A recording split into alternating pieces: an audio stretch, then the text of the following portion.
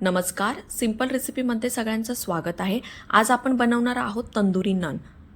थोडंसं मीठ घालून घ्यायचं। 2 कप इथे गव्हाचं पीठ घेतलं आहे। चपातीला आपण जसं गव्हाचं पीठ मळतो अगदी तसंच मळून घ्यायचं आहे। मळलेलं पीठ 15 ते 20 मिनिटं आपल्याला भिजवण्यासाठी ठेवायचं। भिजल्याच्या नंतर त्याचे उंडे करून घ्यायचे। आपल्याला ज्या आकारामध्ये नन हवा आहे त्या आकारामध्ये नन लाटून घ्यायचा।